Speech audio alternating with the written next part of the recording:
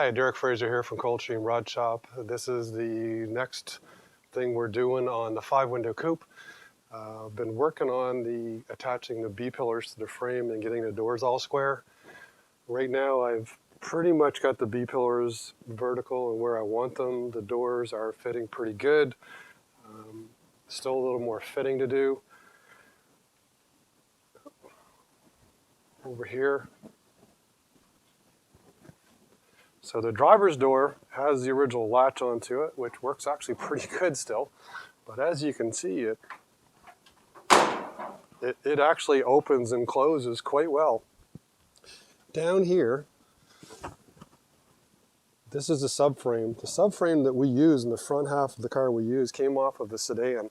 In the front half of it, that's fine. But what happens with the sedan, the subframe keeps flaring out like this because it would be a larger body. So I've got to cut the subframe sides off, basically so that it comes in with the door. Back over on the other side,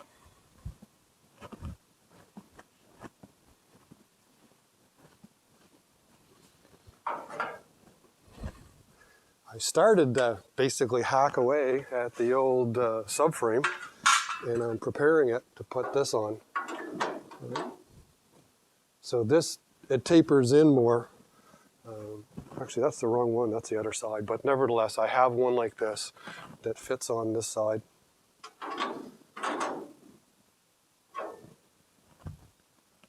So I'm going to keep on working on that and show you in the latter part of this episode the finished product and how the door will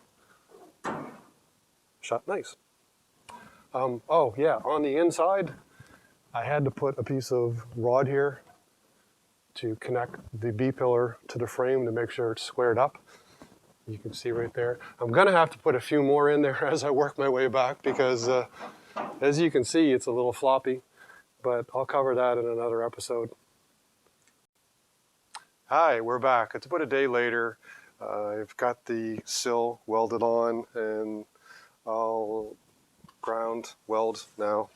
So as you can see, the sill actually starts at the front of the cowl, and now it tapers away versus what I took off, which basically continued to flare out.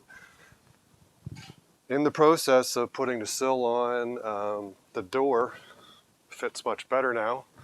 You can see there's a nice gap along the top, and it's a pretty even gap all the way to the bottom, and the door comes down flush with the sill now versus, like I said, the sill came out before.